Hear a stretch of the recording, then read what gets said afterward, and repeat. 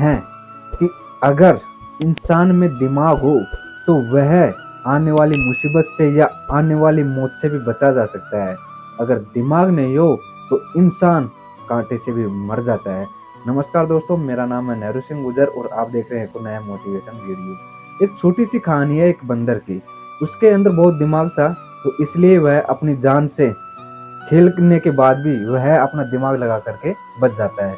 अक्सर होता क्या है कि जिंदगी में ऐसे मौके आते हैं जिससे हम अनजाने जानने के बाद भी जानबूझ करके अपन सोचते हैं कि अपन ही बहुत बड़े होशियार है और अपन ही बहुत बड़े चालाक है और अपन पड़ी हुई लकड़ी ले लेते हैं। इससे हमारे साथ में हमारे घर वालों की मुसीबतें भी बढ़ जाती है। तो होता क्या है कि एक बंदर होता है। बंदर एक तालाब के किनारे एक जामुन के पेड़ पर रहता था। रहते रहते उसे 2-3 साल हो गए, 4 साल हो गए, वह उसी पर डेरा डाल रखा था। डेरा डालने के बाद में उस तालाब में एक मगरमच्छ भी रहता था।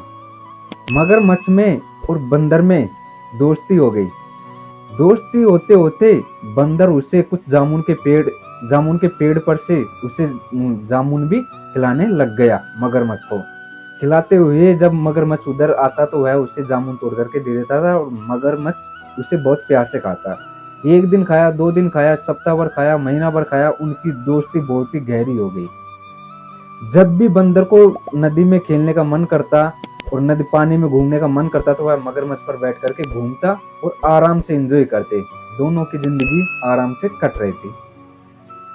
अचानक एक दिन मगरमच्छ बोला कि यार दोस्त, आज भाभी ने खाना नहीं बनाया है, तू ऐसे कर, तेरे जामुन तोड़ करके मेरे को दे दे, जो मैं तेरी भाभी को भी खाना खिला लूं। तो बंदर बहुत ही बड़ा होशियार था, तो उसने बहुत ज्यादा तोड़े और उसने बोला कि यार हो सकता है कि इसकी वाइफ भी अपनी तारीफ करेगी। तो उसने भाभी के लिए बहुत ज्यादा जामुन तोड़े और बहुत अच्छे मीठे मीठे जामुन तोड़े और तोड़ करके उस मगरमच्छ को दे दिए। देने के बाद में मगरमच्छ उसे ले जा करके उसकी वाइफ को खिलाता है। खिलाने के बाद में दोनों में डिस्कस होती है और रात भर चर्चा होती है। तो मगरमच्छ की वाइफ बोलती है कि अगर जो बंदर इतने मीठे जामुन खाता है तो उसका कलेजा कितना ही मीठा होगा। तो उसने डिमांड में मगरमच्छ से ये रख दी कि तुम मेरे को इसका कलेजा ला करके दो, नहीं तो मैं खाना नहीं खाऊंगी। मगरमच्छ बड़ा ही अचंभित हुआ, क्योंकि यार दोस्त था तो दोस्त के साथ ऐसे गद्दारी नहीं करती, लेकिन क्या करे, वाइफ की बात भी उसको मानना जरूरी था। पहले वाइफ, क्योंकि घर बचेगा तभी तो दोस्त बचेगा, नहीं तो दोस्त किसी काम के नहीं होते। इसीलिए उसने कुछ थोड़ी देर के सोच समझ करके विचार विमर्श करके वह बंदर के पास पहुंच गया। बंदर के पास पहुंचा और बंदर से जाकर के बोला कि बंदर, आज रात में तुमने जो जामुन दिए थे वह बहुत ही स्वादिष्ट थे और इससे तुम्हारे और हमारे भाभी के बीच में सारी रात तेरे बारे में चर्चा हुई। और बोले कि इस बंदर भैया को लेकर के आओ, यह बहुत ही अच्छा है और बहुत ही मीठा है। मगरमच्छ की बातों सुन करके बंदर बहुत ही खुश हुआ और उससे लगा कि यार हो सकता है कि हाँ, भाभी भी अच्छी होगी और उसने मुझे बुलाया है, आमंत्रित किया है, तो चलो वहां पर चल करके कुछ और खाना बनाते हैं, साथ में मिल करके खाते हैं।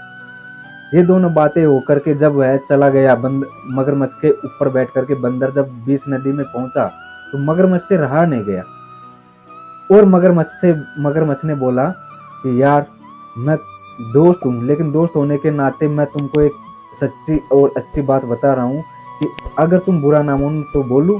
तो बंदर बोलता है कि बोल दे यार, तेरी बातें मेरे को बुरा नहीं लगेगी। तो उसने बोला कि तेरी भाभी ने तेरे को इसलिए बुलाया है कि तेरा कलेजा खा सके। बंदर के सर पे बहुत ही तेज, इतना तेज सर घूमने लग गया कि उसे ना तो इधर का रहा ना उधर का रहा। लेकिन क्या करे, उसने अपने माइंड का इस्तेमाल किया और घबराया नहीं। जैसे वह घबराया नहीं, तभी उसने बोला यार, अगर कलेजा की ही बात थी तो तुम मेरे को पहले बोलते।